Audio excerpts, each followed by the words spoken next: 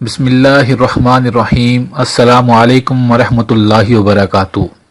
میرے بھائیوں اور بہنوں، ہمارے نبی صلی اللہ علیہ وآلہ وسلم اپنی امت کو تنہا نہیں چھوڑ کر گئے، اللہ سے مانگنے کا ہر انداز سکھا کر گئے، اور اللہ سے مانگنے کا بہترین انداز اور بہترین طریقہ نماز حاجت ہے۔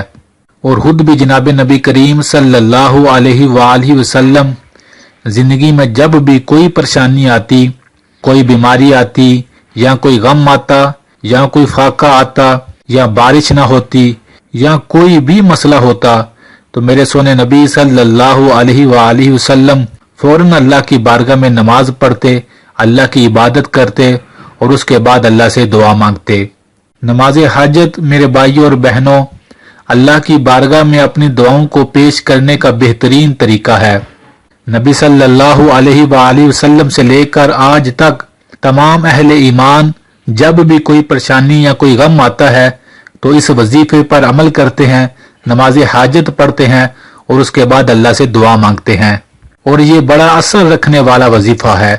خود رب العالمین نے قرآن پاک میں فرمایا سورۃ البقرہ میں، یا ایھا الذین آمنوا استعینوا بالصبر والصلاۃ، اے ایمان والو، اے مومنو، اللہ سے مدد مانگو صبر کے ذریعے اور نماز کے ذریعے۔ تو نماز حاجت کس طرح پڑھی جاتی ہے، اس کا طریقہ کیا ہے؟ میرے بھائیوں اور بہنوں، سب سے پہلی چیز، جب بھی کوئی غم، کوئی پریشانی، کوئی مسئلہ ہو، چاہے مسئلہ اولاد کا ہو، چاہے مسئلہ مال کا ہو، چاہے مسئلہ گھر کا ہو، چاہے مسئلہ شادی کا ہو، چاہے مسئلہ بیماری کا ہو، تو آپ نماز حاجت پڑھیں۔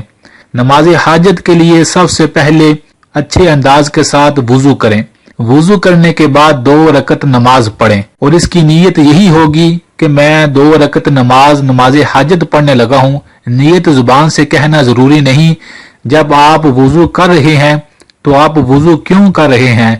آپ کے وضو کا مقصد یہ ہے کہ آپ 2 رکعت نماز پڑھ کر نماز حاجت اللہ سے اپنی دعا مانگیں گے، تو وہی نیت ہوگی جو آپ وضو کر رہے ہیں۔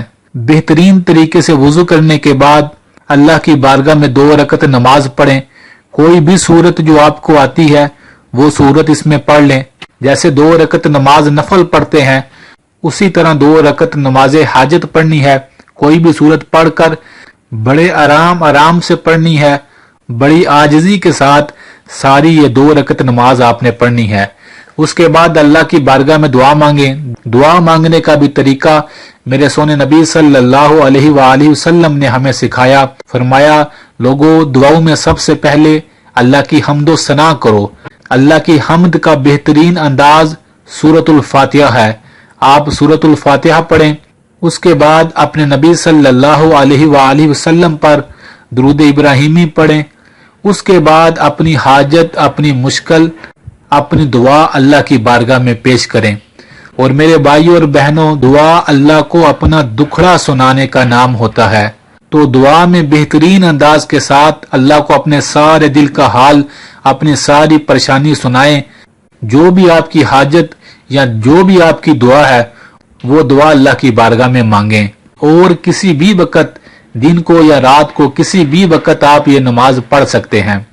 زندگی میں میرے بھائیوں اور بہنوں، جب بھی کوئی غم آ جائے، جب بھی آپ کو کسی چیز کی بھی حاجت ہو، تو آپ اس طریقے پر عمل کریں جو طریقہ تمام اہل ایمان کا صدیوں سے رہا ہے۔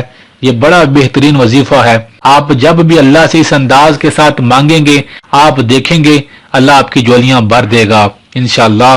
اور آپ اس نماز حاجت کو دن میں کئی بار بھی پڑھ سکتے ہیں، اس سے آپ کی دعاؤں میں اثر مزید بڑھ جائے گا۔